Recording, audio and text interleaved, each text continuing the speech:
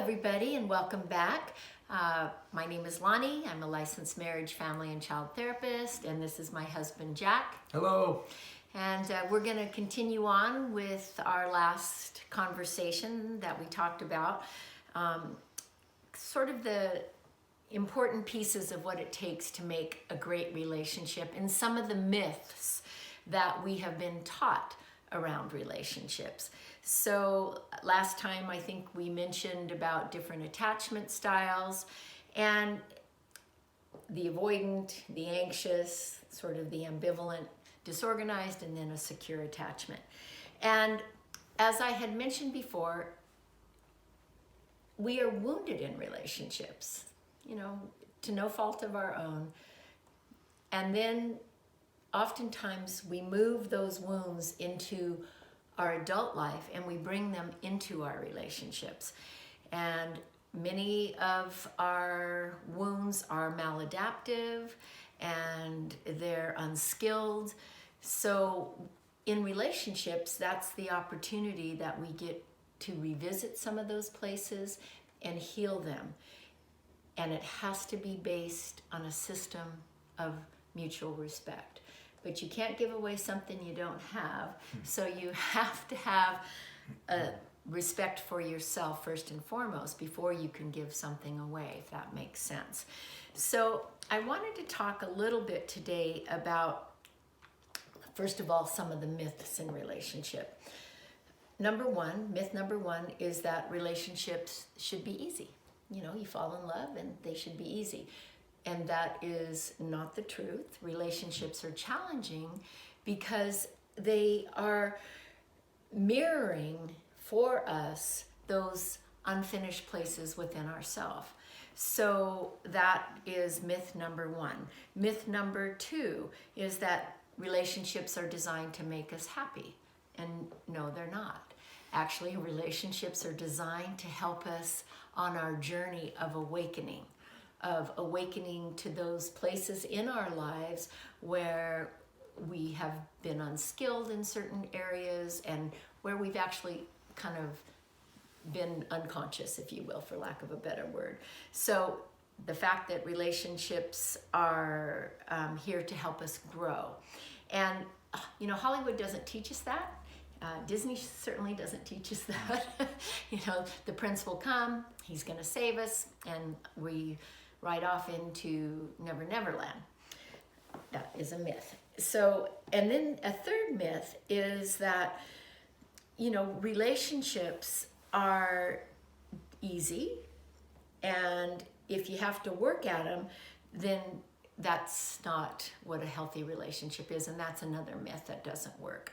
So in talking about that, what does that mean? What does it mean to have a great relationship? And I'm going to talk to you about the 4 S's. And this is critical in order to have a healthy, happy relationship. In a relationship, you have to be able to see the other.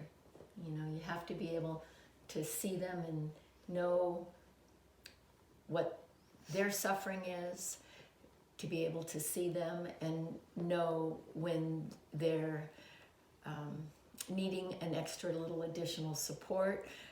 And so being able to be seen, and also gratitude, to be able to see what the other is doing.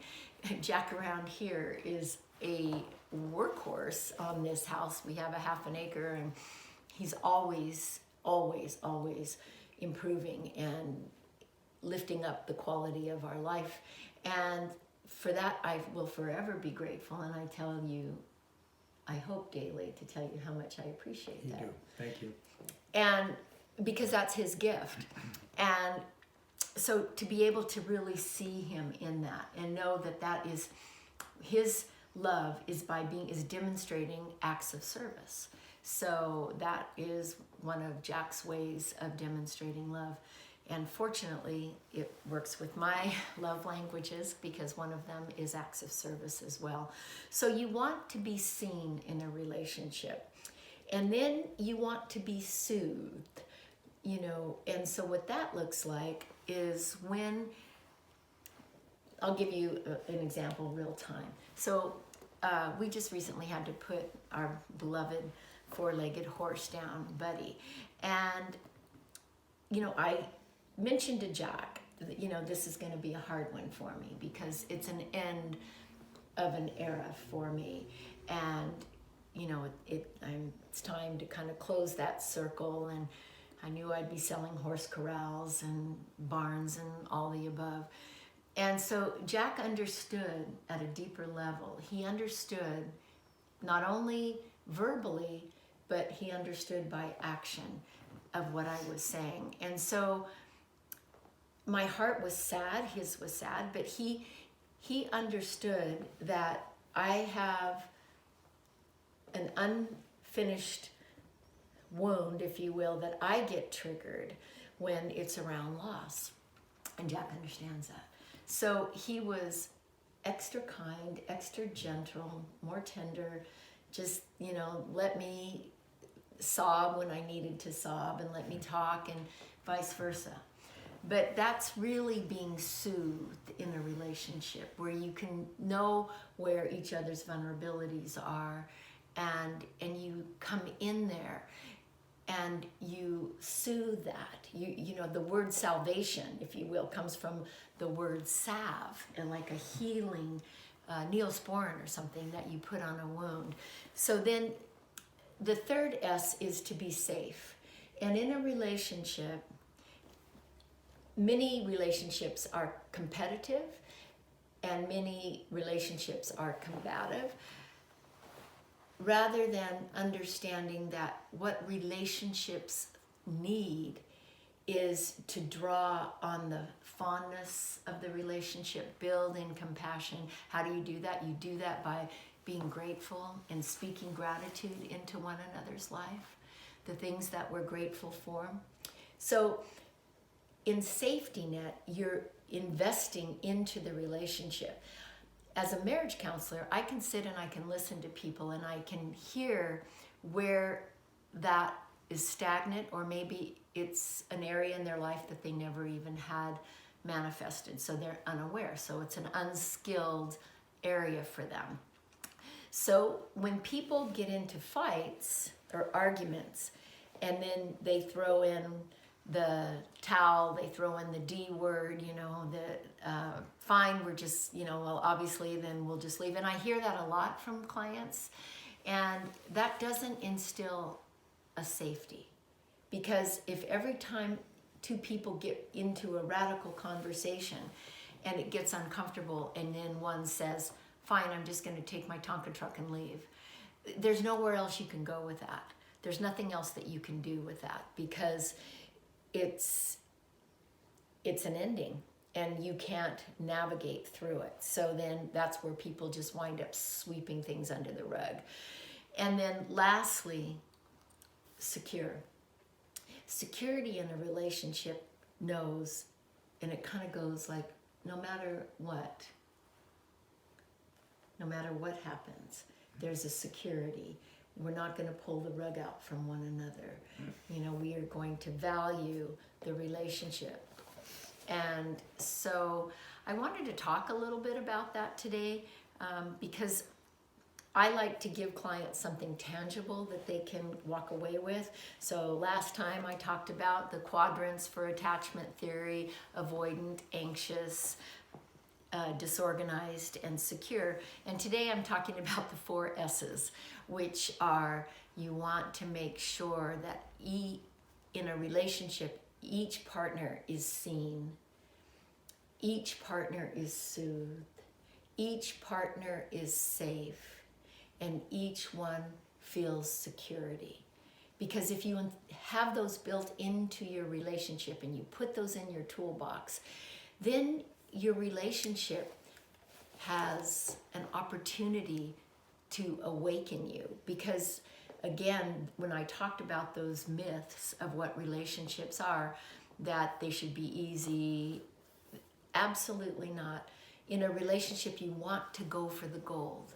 So like an Olympian who wants to go for the gold, they exercise, they practice, they invest in themselves, they see their body as a machine, And it's the same way in a relationship. You want to go for the gold, then you want to be an Olympian, and you want to invest. You don't want to deplete it. You want to invest in it. So Jack has something to share, and and it's something, you know, for Jack, his way of expressing himself is through his creativity. Not only does he do acts of service, or, you know, all day long, but he also is a poet, he's a musician, he's a storyteller, and that is where he has an opportunity to demonstrate his connections in a relationship. So, and this is a poem that I wrote a few months ago about Loni and I. And, you know, I'm very grateful for being in this relationship. I probably don't do as much thinking in depth that she does, but I do a lot of reading and a lot of learning and a lot of enjoying. We both have different personalities, but we both get along well because we allow each other to be ourselves. So this is a poem. The name is Never. Never will I ever forget your love for me, and never will I ever forget that dream we share. Never will I ever forget that smile in your eyes. And never will I ever forget the way you give, special way you live. Do you think that someday, 1,000,000 or 2 years from now, we'll remember? Will we remember? Can you feel the moonlight in your heart tonight? And just remember, yes, just remember. We will fly in space and time into eternal twilight, eternal energized night. Two souls joined and unified. Fight for yearning souls' rights to keep the morning light. Never will I ever forget that smile in your eyes. And never will I ever forget the way you live, special way you give. Never. Thank you. So in that poem, as Jack is reading that, and he wrote that, I feel seen in his eyes. You know, I feel seen. I feel soothed because of his genuine, authentic love that he expresses. I feel safe in the relationship because I know that he is invested, and I feel secure. So that's the beauty of relationships.